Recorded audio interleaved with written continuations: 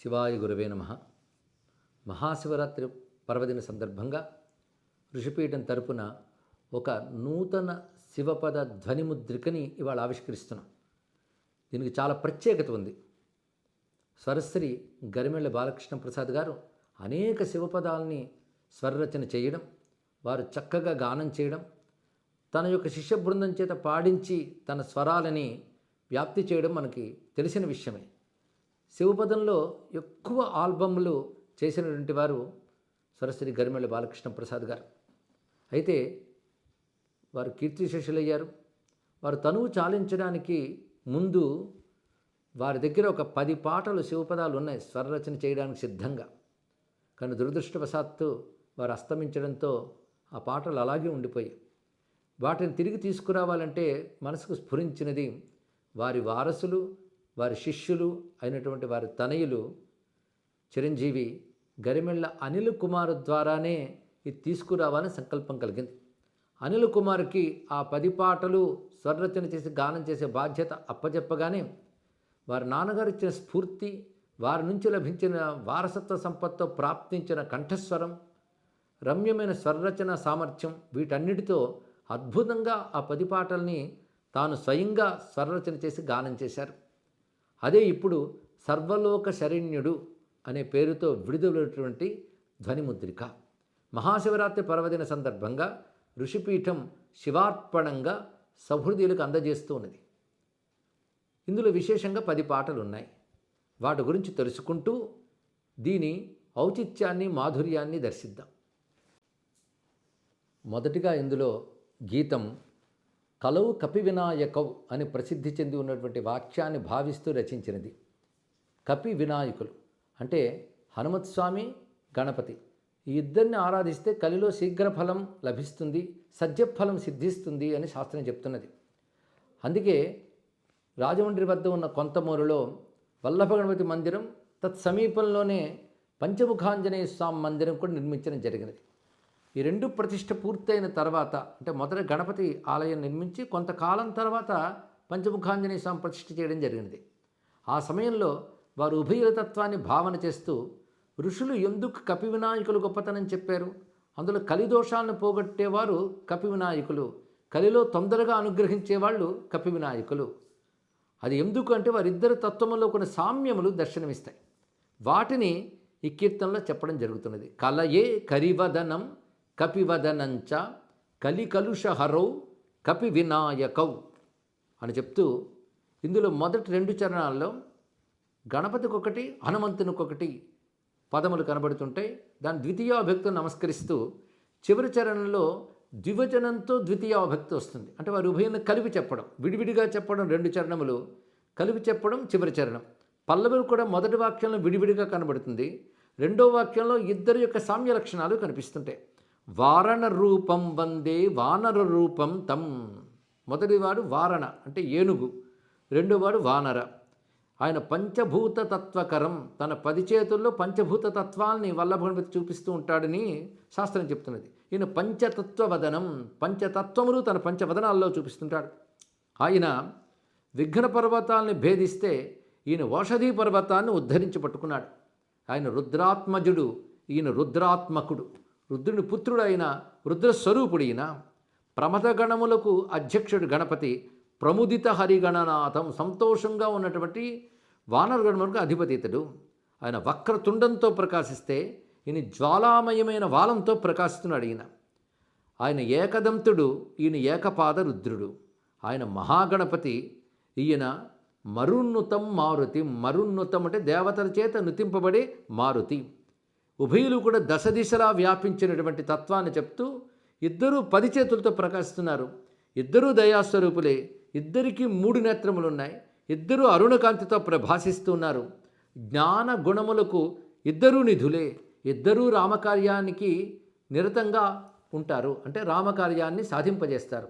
అంటే హనుమంతుడంటే రామకార్యాన్ని సాధింపజేస్తారు కదా, మరి గణపతికి ఎలా అన్వయిస్తాం అంటే రామకార్యం అంటే ఆనందకరమైన ఆనంద స్వరూపమైన కార్యం, లోకానికి క్షేమం కలిగించేదే రామకార్యం. గణపతి అలా లోకక్షేమంకరుడు గనక ఆయన కూడా రామకార్య నిరతుడే. ఇద్దరు ఘన బల మతిమంతౌ గణేశ హనుమంతౌ. బలము బుద్ధి కలిగినటువంటి ఉభయులు అటువంటి గణేశ హనుమంతులకు నమస్కారము అనేటువంటి కీర్తన ఇది.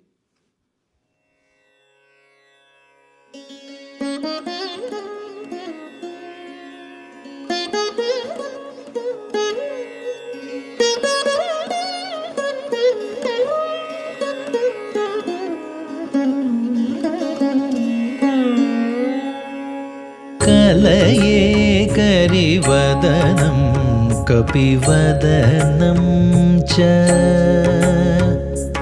కలయే కరివదనం కపివదనం చ. కలికలుషహరౌ కపివినాయకౌ. కలయే కరివదనం కపివదనం చ. కలికలుషహరౌ కపివినాయకౌ. కలయే కరివదనం కపివదనం చ. కలికలుషహరౌ కపివినాయకౌ. కలయే కరివదనం కపివదనం చ.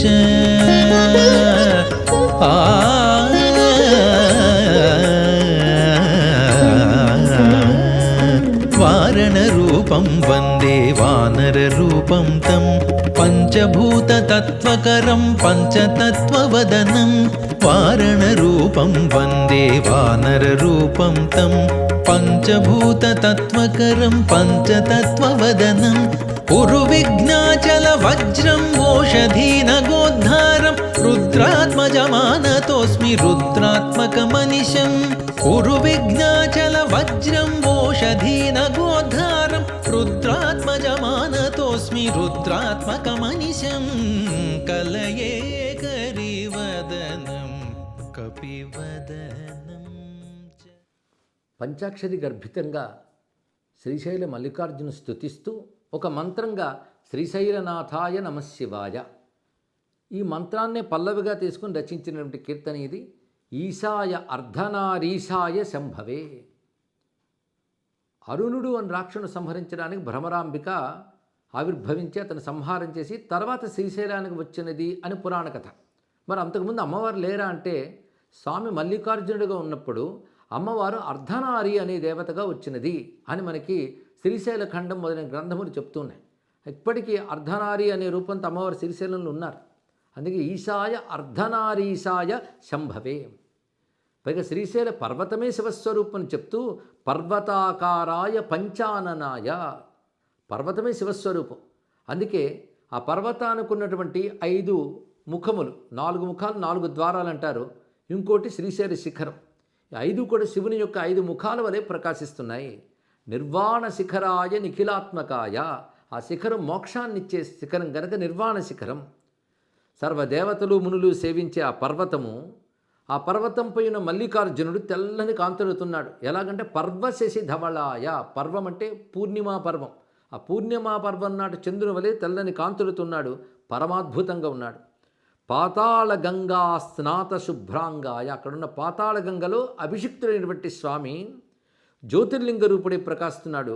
ఖాతీత తత్వాయ కైలాసపతయే. ఖాతీత అంటే ఆకాశము కంటే అతీతమైన తత్వం గనక, అంటే పంచభూతాల కంటే అధికమైన తత్వం గనక ఆ పరంజ్యోతి స్వరూపాన్ని శ్రీశైల మల్లికార్జునుగా భావిస్తూ ఉపాసించిన కీర్తన ఇది. ఓం నమః శివాయ. ఓం నమః శివాయ. ఓం నమః శివాయ. శ్రీశైలస్థం మహాదేవం జ్యోతిర్లింగం సదాశివం. శ్రీశైలస్థం महादेवं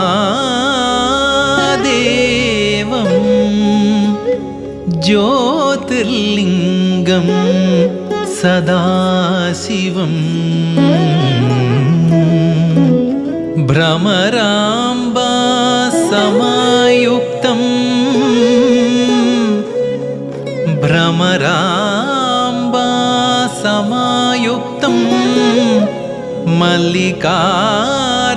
मल्लिकार्जुनमाश्रये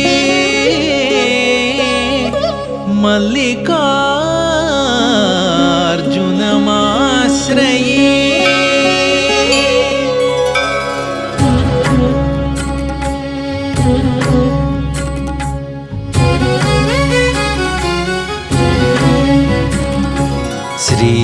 श्रीशैलनाथाय नमः शिवाय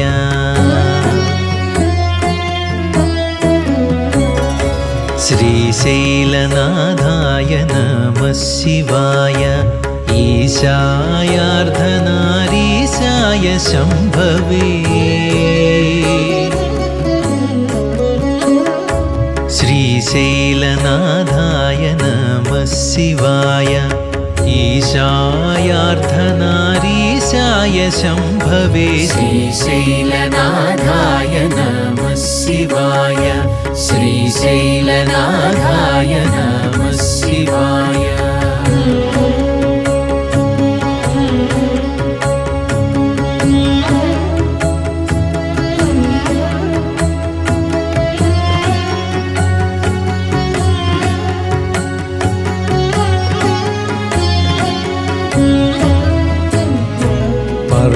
पर्वताकाराय पञ्चाननाय निर्वाणशिखराय निखिलात्मकाय सर्वसुरमुनिमनुजसंसेविताय पर्वशशिधवलाय परमाद्भुताय पर्वताकाराय पञ्चाननाय निर्वाणशिखराय निखिलात्मकाय सर्वसुरमुनिमनुजसंसेविताय पर्वशशिधवलाय परमाद्भुताय श्रीशैलनाथाय नमः शिवाय ఈశాయార్ధనారీశాయ శంభవే.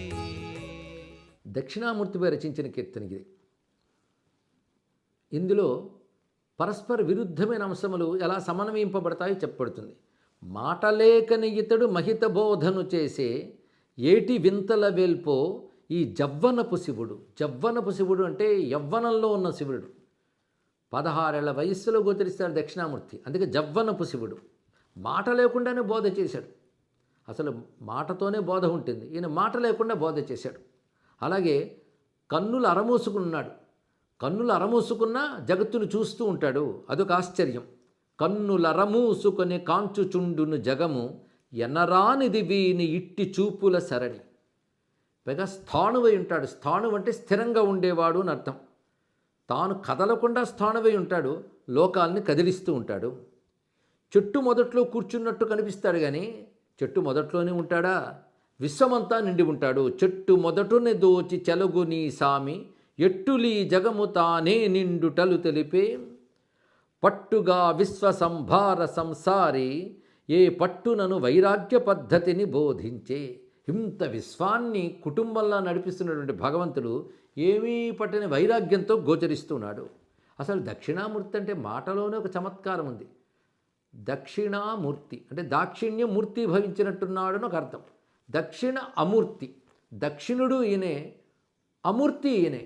దక్షిణుడు అంటే సర్వసమర్థుడు అని అర్థం. సృష్టి స్థితిలైలనే సర్వసమర్థతతో కూడిన పనులు చేస్తూ ఉన్నప్పటికీ అమూర్తి అంటే ఏ మూర్తి లేనివాడు. దక్షిణామూర్తి అంటే మూర్తి ఉన్నవాడు.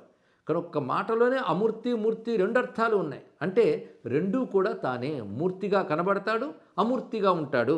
అందుకే దక్షిణుడు మూర్తియా తలచ అమూర్తియా దక్షిణామూర్తి అన ద్వయము తానవునా. లక్షణాలకు దొరకనివాడు, ఎన్నో శుభలక్షణాలు ఉన్నవాడు. అలాంటి దక్షిణామూర్తి భక్తుడు హృదయంలో ప్రకాశిస్తున్నాడు అనే దక్షిణామూర్తి తత్వాన్ని తెలియజేసే గీతం.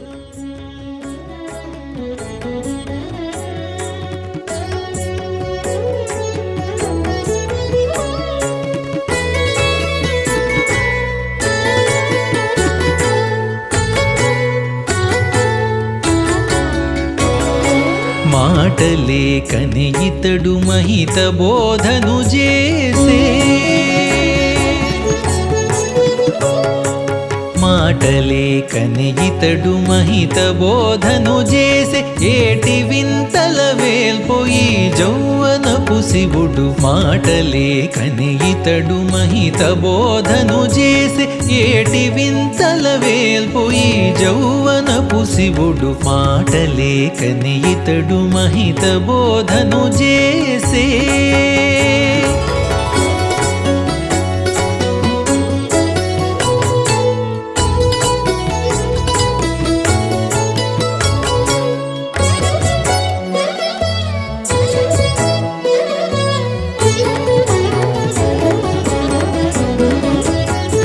కన్నులర మూసుకొని కాంచుచుండును జగము ఎన్నరానిది వీని ఇట్టి చూపుల సరణి కన్నులర మూసుకొని కాంచుచుండును జగము ఎన్నరానిది వీని ఇట్టి చూపుల సరణి తిన్నగా స్థాణువై దివిరి వెలిగేవాడే ఇన్ని లోకముల కదలించు విన్నాడియే తిన్నగా స్థాణువై దివిరి వెలిగేవాడే ఇన్ని లోకముల కదలించు విన్నాడియే మాటలేకనే ఇతడు మహిత బోధను చేసే ఏటి వింతల వేల్పోయి జౌవనపు శివుడు మాటలేకనే ఇతడు మహిత బోధను చేసే. భక్తి అంటే నిరంతర భగవన్నామస్మరణ తనకు తెలియకుండానే ఊపిరిలా తిరుగుతూ ఉండాలి. ఎలాగంటే ఏదైనా చీమ కుట్టగానే అమ్మ అంటారు ఎవడైనా, అది అబ్బా అంటారు. కానీ చీమ కుట్టినప్పటికీ శివ అని అనగలిగేటువంటి భక్తి చాలా గొప్పది. అలాంటి భక్తులు చెప్తున్న భావం ఇది. చీమ కుట్టినా సరే శివాయనుచు అరచెదరా అంటే అంత సహజంగా శివనామతను పలుకుతున్నది. శివభావన అతన్ని వదలదు. అందుకే నువ్వొక్కడవే నాకున్నావయ్యా, కలిగితివి ఒక్కడవే అంటూ చీమ కుట్టినా సరే శివాయనుచు పలికెదరా, చీమ కుట్టినా సరే శివాయనుచు అరచెదరా, కామితార్థదాయక కలిగితివి ఒక్కడవే. పైగా శివుడు మాత్రమే దిక్కు. ఎందుకంటే మన సమర్థతలతో ఏది సాధించలేము. ఎన్ని శాస్త్రాలు చదివినా తెలియదు. ఎన్ని తెలిసినప్పటికీ కూడాను బతుకు తరించకుండా పోతుంది. ఎందుకంటే ఎంత జ్ఞానము తెలిసినప్పటికి కూడా ముక్తి దొరకడం అంత తేలిక. అందుకే ఎంత చదివినా తెలియదు, ఏమి తెలిసినా తీరదు, అంతుపట్టనట్టి ఆవేదన ఆరదు. ఎన్ని చదివినప్పటికీ మనసులో దుఃఖం పోవట్లేదు. అందుకే నిన్నే శరణు వేడాను, శరణు వేడిన వాడిని చెంత చేర్చి దరి చేర్చడు నీ భారమే స్వామి. ఎందుకంటే నా అసహాయుణ్ణి, నిన్ను మెప్పించగలే లక్షణాలు నాలో ఏమీ లేవు. తపస్సుతో శుద్ధమైన బుద్ధి లేదు. అలాంటి నిన్ను సత్యాన్ని ఎలా తెలుసుకోగలను అంటే తపస్సుతో శుద్ధమైన బుద్ధి మాత్రమే సత్యాన్ని తెలుసుకోగలదు. అంతేగాని ఏవేవో ఆలోచించే బుద్ధి తెలుసుకోలేదు. తపస్సును ఆచరించగలిగే బుద్ధి సత్యాన్ని తెలుసుకోగలదు.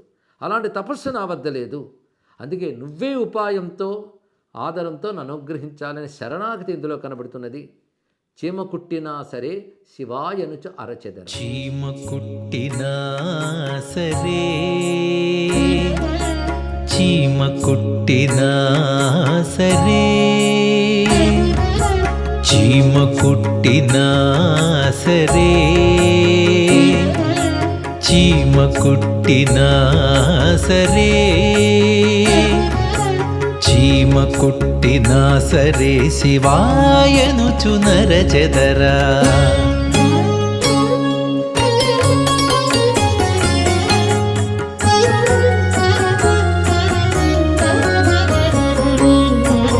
చీమ కుట్టినా సరే శివాయనుచు నరచెదరా, కామితార్థదాయకా కామితార్థదాయకా కలిగితివి ఒక్కడవే శివా, కలిగితివి ఒక్కడవే శివా. చీమ కుట్టినా సరే శివాయనుచు నరచెదరా, కామితార్థదాయకా కలిగితివి ఒక్కడవే శివా కలిగితివి ఒక్కడవే శివా చీమ కుట్టినా సరే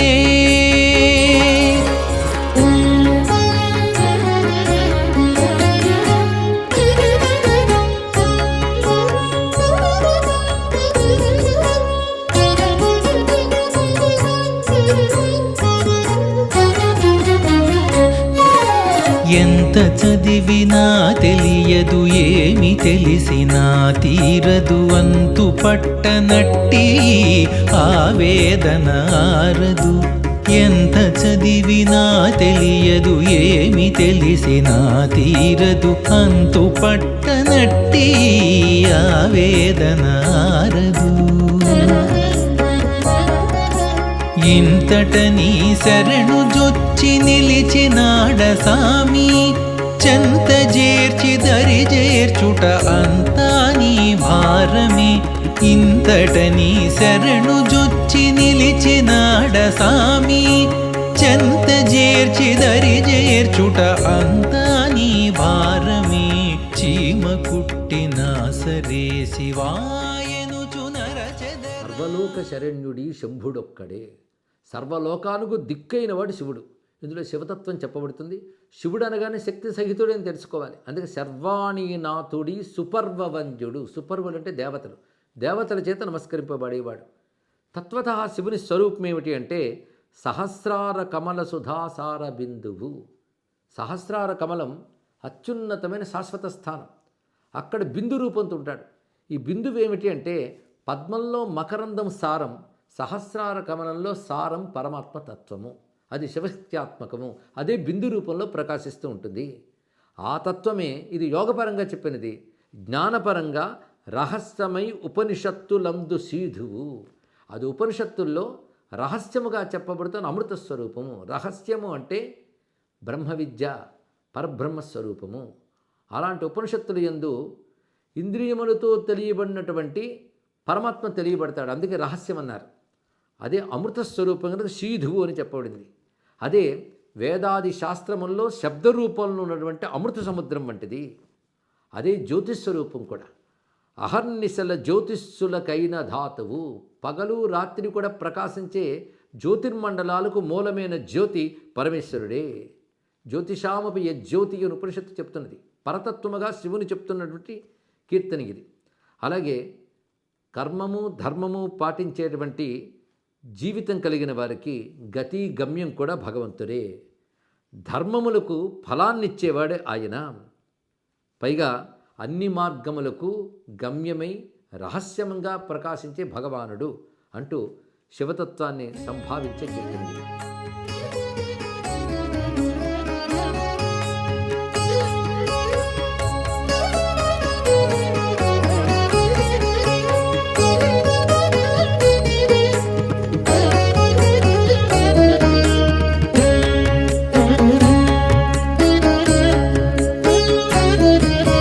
సర్వలోక శరణ్యుడి శంభుడొక్కడే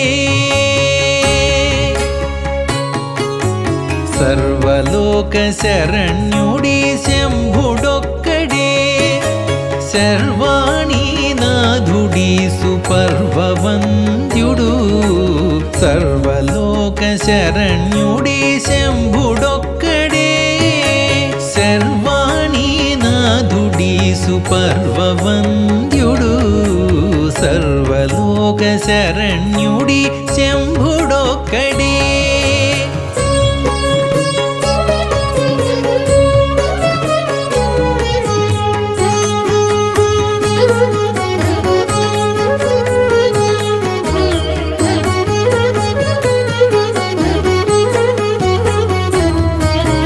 సహస్రార కమల సుధాసార బిందువు రహస్యమై ఉపనిషత్తులందు సీధువు సహస్రార కమల సుధాసార బిందువు రహస్యమై ఉపనిషత్తులందు సీధువు విహిత శబ్ద పయోమయము విమల సింధువు వేదశబ్దపయోమయము విమల సింధువు అహర్నిశల జ్యోతిస్సులకైన ధాతువు అహర్నిశల జ్యోతిస్సులకైన ధాతువు సర్వలోక శరణ్యుడి శంభుడొక్కడే శర్వాణీనాథుడి సుపర్వవంద్యుడు. గరిమెళ్ళ అనిల్ కుమార్ గారు స్వరపరిచినటువంటి ఈ సంపుటిలో ప్రతి పాట కూడా భావానికి తగ్గ రాగం తీసుకొని దాన్ని చక్కని గానంతో పండించారు, భావయుక్తంగా పాడారు. అందులో ఈ కీర్తన మరొక ప్రత్యేకమైనటువంటి శాస్త్రీయ బాణిలో స్వరపరిచారు. అరుదాయనయ్యా నీ కరుణ దొరకుట నాకు అరుదాయనయ్యా. దయ దొరకడం అరుదైపోయింది స్వామి. నా మొర వినకుండా మరుగులో మసలటు ఏలయ్యా, కనబడకుండా ఎక్కడున్నావయ్యా. పైగా నీ చూపు కోటి సూర్యుల కాంతితో సమానం అంటారు. అలాంటిది నా మనస్సులో ఉన్న అజ్ఞానాంధకారాన్ని తొలగించలేవా? అమృతధారలా ఉండే నీ దయ నా హృదయంలో ఉన్న తపన్ను ఎందుకు తొలగించడం లేదు? నెపం లేని భక్తవాత్సల్యం నీదే, అలాంటిది నా వైపు ఎందుకు చూడవయ్యా అంటూ ఆర్తితో స్వామిని కీర్తించే రచన.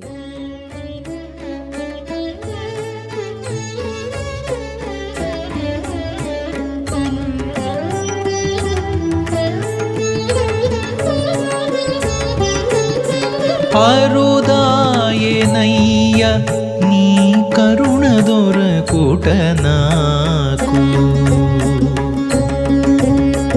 అరుదాయనయ్య నీ కరుణ దొరకుట నాకు మొర వినక మరుగులో మసలుటలు ఏలయ్యా అరుదాయనయ్యా నీ కరుణ దొరకుట నాకు మొర వినక మరుగులో మసలుటలు ఏలయ్య అరుదాయనయ్యా నీ కరుణ.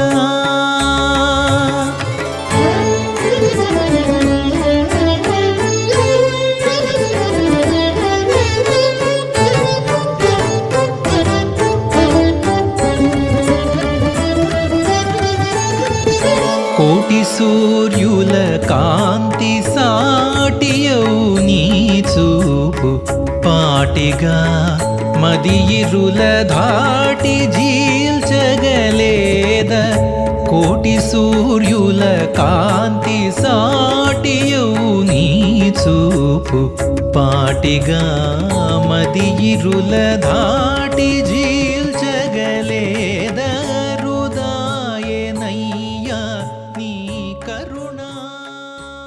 ఇది ఒక చిత్రమైన భావనతో కూడిన శృంగార కీర్తన. నాయికా లక్షణాలు మనకి శాస్త్రం వర్ణిస్తున్నది. అలాంటి ఒక నాయిక శివుని వియోగంతో బాధపడుతున్నది. ఆ నాయిక ఎవరో కాదు, ఇక్కడ పార్వతమ్మే నాయిక, నాయకుడు ఈశ్వరుడే.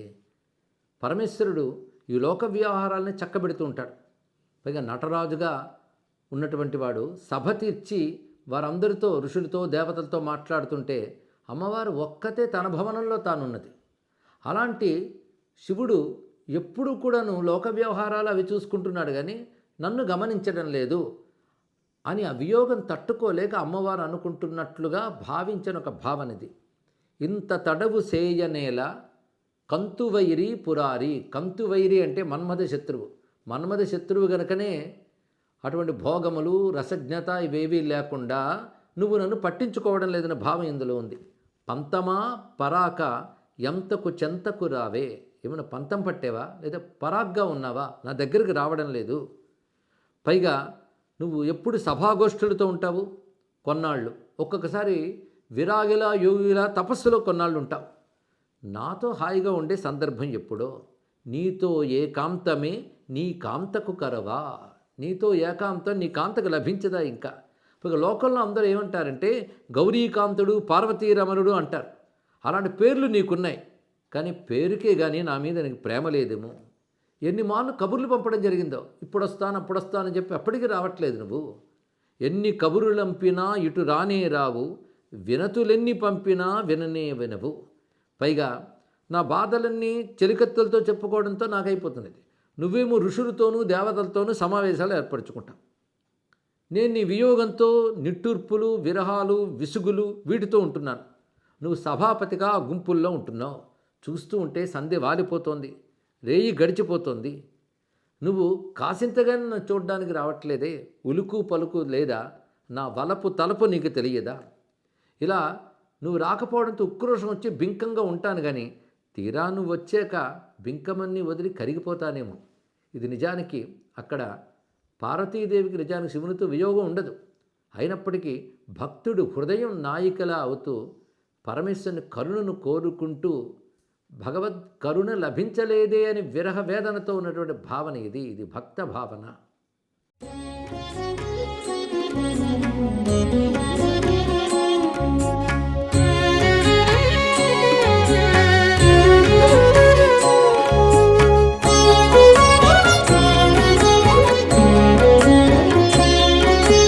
ఇంత తడవు సేయనేలా,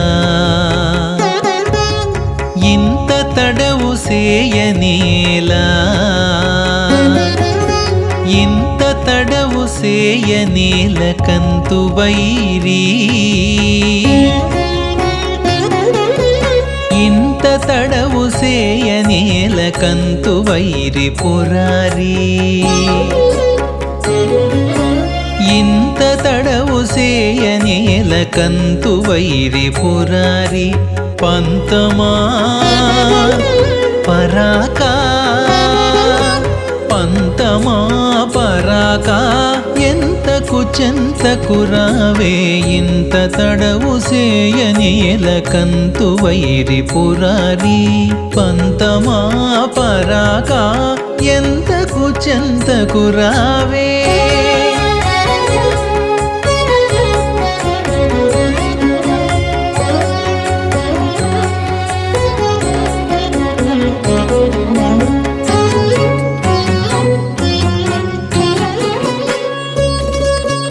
సరస సభాగోష్ఠులతో సమయము కొన్నాళ్ళు, విరాగి వయోగి వై వేగింతువు చాన్నాళ్ళు. సరస సభాగోష్ఠులతో సమయము కొన్నాళ్ళు, విరాగి వయోగి వై వేగింతువు చాన్నాళ్ళు. సరాగిగా నా సరసన సందర్భము ఎప్పుడో, సరాగిగా నా సరసన సందర్భము ఎప్పుడో, నీతో ఏకాంతమే నీ కాంతకు కరువా, నీతో ఏకాంతమే నీ కాంతకు కరువా. ఇంత తడవు సేయనేల కంతు వైరి పురారి పంతమా పరాగా ఎంతకు చెంతకు రావే. శివపద గానాల్లో ఇది 39వ సంపుటి. 10 పాటలు ఇందులో ఉన్నాయి. మచ్చుకి కొన్ని పాటలు పల్లవి, ఒక చరణం మాత్రమే ఈ ఆవిష్కరణ సందర్భంగా చెప్పడం జరిగింది. వీటిని పూర్తిగా పొందాలి అంటే ఇక్కడ ఋషిపీఠం సూచిస్తున్నటువంటి లింకు ద్వారా అనుబంధం ఏర్పరచుకొని అందరూ ఈ పాటలు పొందవచ్చు. మహాశివరాత్రి పర్వదిన సందర్భంగా చిరంజీవి గరిమెళ్ళ అనిల్ కుమారు చక్కగా స్వరపరిచి గానం చేసినటువంటి ఈ సంపుటిని విడుదల చేయడం ఒక సంతృప్తిగా శివార్పణంగా జరుగుతున్న కార్యక్రమంగా భావిస్తున్నాం.